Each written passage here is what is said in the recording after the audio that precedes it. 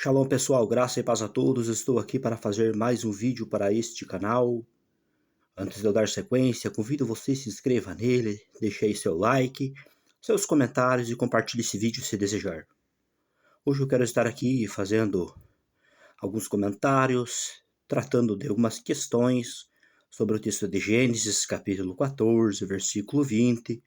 Na verdade eu vou estar aqui trazendo alguns esclarecimentos só sobre uma pequena parte específica desse texto.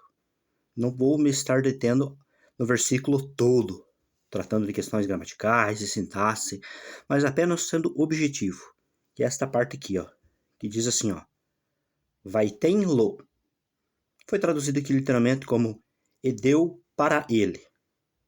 Esta construção aqui, ela é formada aqui primeiramente por esta palavra, vaitem, que é um verbo que ocorre no tronco cal, onde indica uma ação ativa simples na terceira pessoa do masculino singular, no aspecto vaiktol.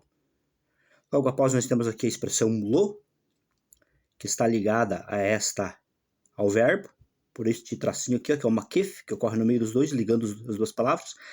Aqui, esta última palavra é formulada por uma preposição lambda, que vem prefixada a um sufixo na terceira pessoa do masculino singular.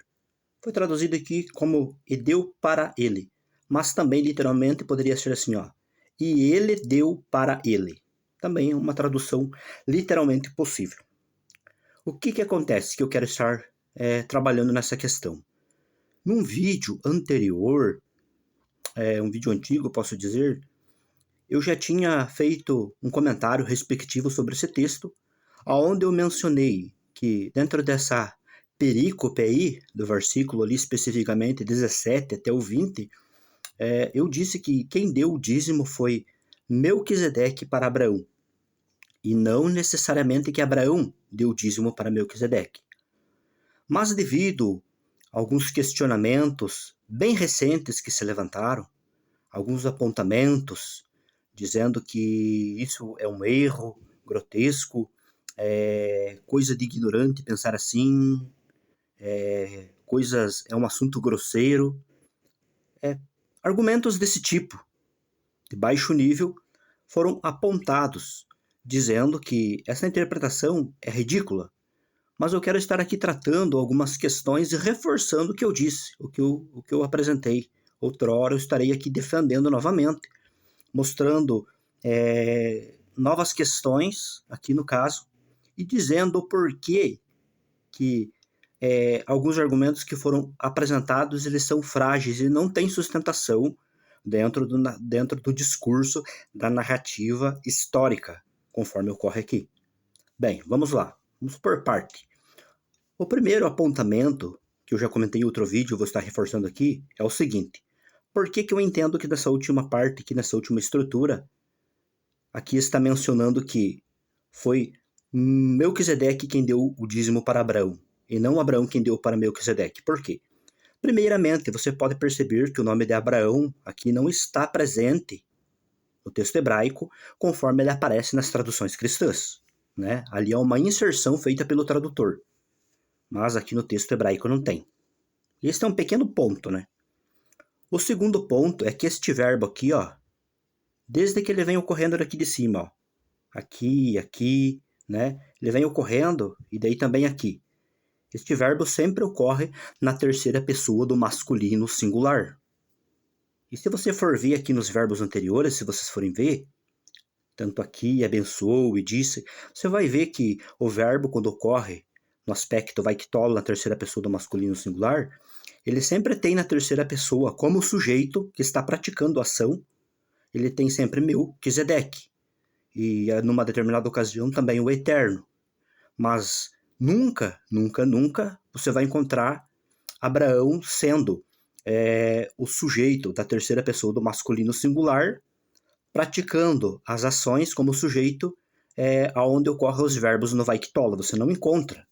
Então seria estranho se somente aqui, nesta última estrutura, Abraão aqui no caso, surgir do nada, como sujeito na terceira pessoa do masculino singular.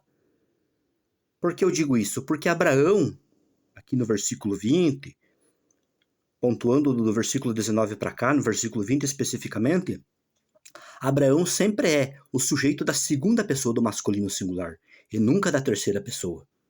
Então nós temos mais este problema. Se Abraão é o sujeito da segunda pessoa do masculino singular, para ele poder ser o sujeito da terceira pessoa do masculino singular, teria que ocorrer o quê? Teria que ocorrer mudança de cenário. Quando nós temos um personagem que só recebe as coisas, como Abraão estava recebendo ali a bênção da parte de Melquisedeque, recebeu ali vitória sobre os seus inimigos, onde o próprio texto aqui diz que ao Elion entregou para eles. Você percebe que Abraão é um tipo de sujeito passivo que só recebe as coisas, e nunca um sujeito ativo que pratica a ação do ato de dar. Então, essa é mais uma questão que seria estranho, aqui do nada Abraão agora aparecer como sujeito doando. E Abraão como sujeito que recebe as bênçãos, que recebe vitória, ele sempre se encontra na segunda pessoa, especificamente aqui, na estrutura do versículo 19 e do versículo 20. Abraão aparece como sujeito da segunda pessoa, e o sujeito da terceira pessoa, Melquisedeque, na maioria das ocasiões. Ok. Outra questão que eu mencionei, que para ser aqui, no caso, Abraão, teria que acontecer o quê? Teria que acontecer aqui mudança de cenário, certo? Eu disse em outra ocasião, já estou reforçando aqui, que aqui teria que ter uma mudança de estrutura. Essa estrutura última aqui, ela teria que ter aqui uma estrutura tipo um x-catal, tipo um vai-errer, tipo uma estrutura, tipo uma topicalização, ou tipo de um verbo que ocorresse no vai-kitol, que permitisse indicar mudança de cenário. Mas nós não temos nenhuma indicação de mudança de cenário. Sempre nas narrativas históricas, sempre dentro de um discurso profético, quando ocorre mudança de sujeito, o escritor sempre tem o objetivo de deixar ali, de pontuar de alguma forma que está ocorrendo mudança de sujeito. Sempre existe uma indicação. Quem estuda a língua hebraica sabe do que eu estou falando. E aqui não tem nenhuma indicação, nenhuma pontuação que ocorreu mudança de sujeito, aonde o Abraão, de sujeito passivo que recebe as bênçãos, passa agora a ser um sujeito ativo, dando as coisas. Nós não temos nada aqui de uma ênfase aqui dentro que permita este tipo de mudança de cenário. Eu fui examinar essa estrutura aqui, Vaitem-lo, e deu para ele, e eu percebi que essa estrutura ocorre cerca de 177 vezes dentro do Tanar, dentro do Antigo Testamento.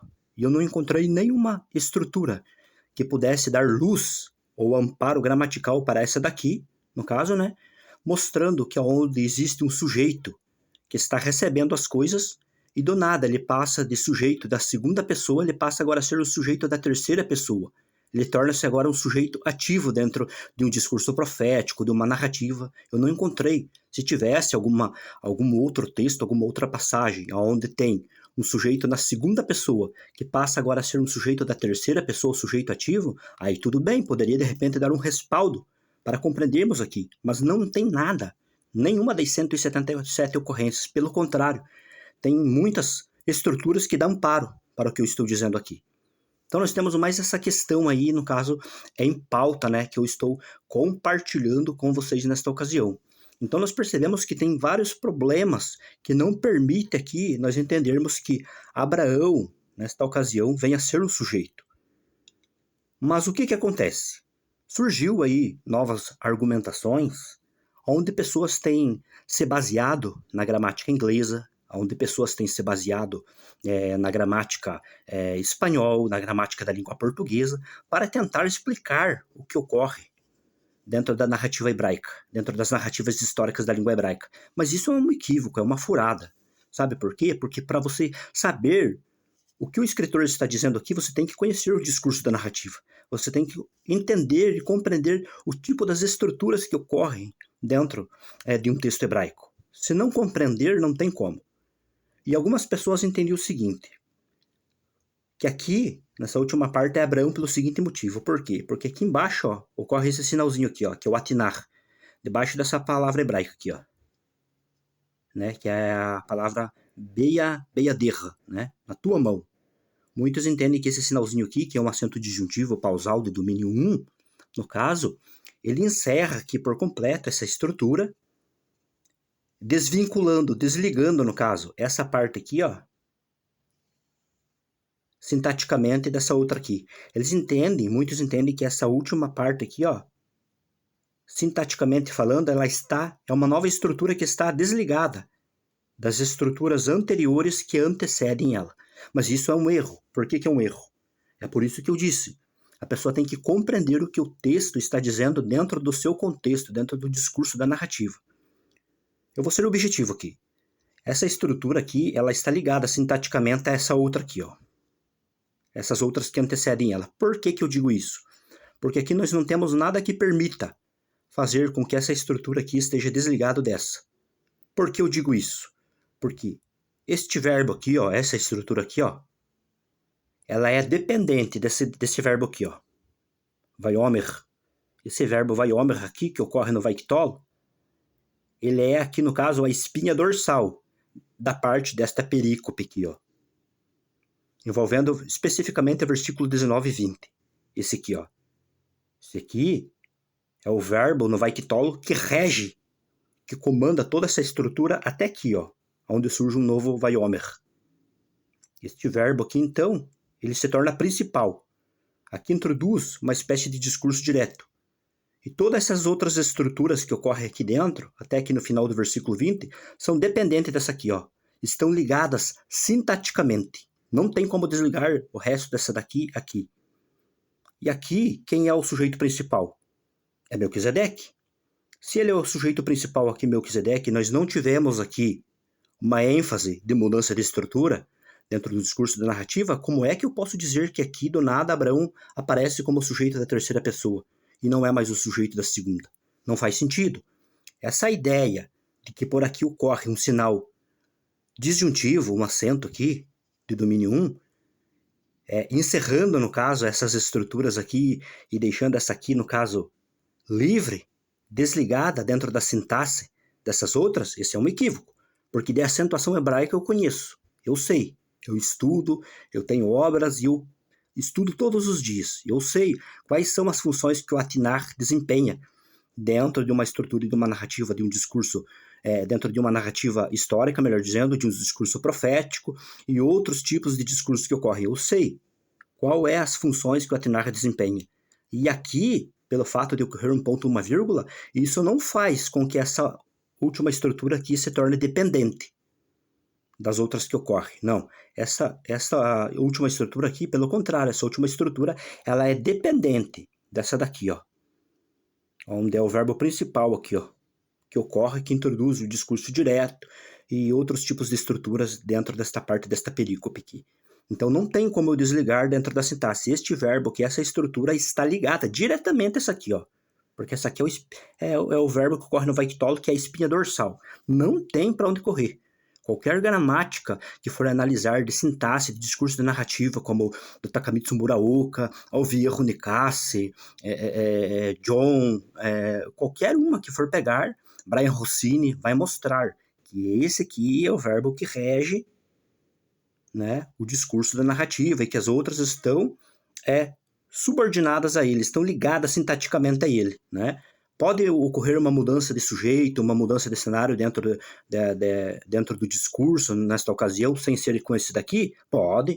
Uma estrutura x-catalo, uma topicalização, um verbo introduzido por vai e ri dentro de uma estrutura. Tudo isso permite, mas aqui nós não temos vai e ri, nós não temos topicalização, nós não temos aqui um discurso procedural, nós não temos aqui um outro tipo de vaiktol, no caso, que poderia ser semelhante a esse, que daria permissão, no caso, e possibilidades de introduzir aqui uma oração independente das que lhe antecedem. Nós não temos nada.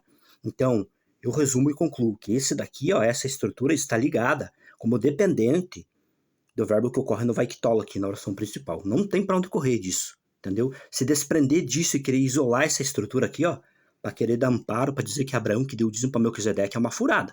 É realmente o cara não conhecer língua hebraica. O cara que dizer isso, ele está dizendo coisas que as gramáticas não dão amparo, entendeu? Então, são várias e várias ocasiões, mas eu sei que muitas pessoas vão ver e vão questionar e vão indagar, dizendo que há sim permissão. Eu vou deixar aqui 3 perguntas, né, para as pessoas que quiserem, de repente, fazer um vídeo expondo, no caso, dizendo que eu estou errado, e que o meu argumento é grosseiro, como mencionaram, que o meu argumento é fraco, que o meu argumento, inclusive, é de uma pessoa ignorante, como disseram. Então, eu vou deixar 3 perguntas. Primeira pergunta: este Vaikitola aqui, ele tem valor linguístico próprio? Segunda pergunta: este Vaikitola aqui, ele tem valor temporal próprio? Ele tem tempo próprio? E terceira e última pergunta: que tipo de Vaikitola é esse aqui? É um Vaikitola narrativo, consecutivo, introdutório, antecedente? Qual outro tipo que poderia dizer que sequencial? E outros tipos? Que tipo de Vaikitola é esse aqui? Aqui nós temos um verbo no Vaikitol, certo? Certo. Mas que tipo de Vaikitol é? Tem Vaikitols que permitem uma nova estrutura. Mas esse Vaikitol que ele permite, se permite que tipo de Vaikitol que é? Então essas questões têm que ser respondidas. Também esse Vaikitol, se ele tem valor linguístico próprio, se ele tem tempo próprio, tem ou não tem? Então fica essas perguntas em aberto aí, para quem quiser de repente responder, né? Mas caso contrário, o que eu tenho para apresentar da argumentação é isso, não ocorre mudança de cenário dentro dessa parte aqui. Abraão é o sujeito da segunda pessoa, Melquisedeque é o sujeito da terceira pessoa. Aqui não acontece mudança de cenário e esta estrutura aqui ela é dependente da estrutura principal aqui no caso. Estão todas ligadas sintaticamente. Não ocorre nenhuma estrutura aqui dentro que permita uma mudança de cenário, no caso, introduzindo Abraão agora como sujeito, como agente ativo da terceira pessoa do masculino singular. Então, pessoal, de modo resumido, o que eu queria compartilhar com vocês era isso, dizendo que não adianta buscar amparo na gramática em espanhol, na gramática inglesa, ou mesmo na gramática na língua portuguesa para querer explicar no todo o que ocorre dentro do discurso de uma narrativa histórica, de um discurso profético dentro da estrutura da gramática hebraica. A língua portuguesa ajuda-nos a entender muitas coisas? Sim, ajuda muito e deve-se estudar. Ajuda a entender questões de classificações gramaticais, muitos tipos de estrutura, mas existem muitas questões dentro da língua hebraica que a gramática no português não consegue explicar. Não tem como explicar, não tem como você definir uma estrutura que ocorre dentro de um texto hebraico através da estrutura da gramática no português. Isso é dar um tiro no pé. Então, pessoal, o que eu queria compartilhar nessa ocasião com vocês era isso, de forma bem objetiva e simples. Deus abençoe ricamente as vossas vidas e até um próximo vídeo.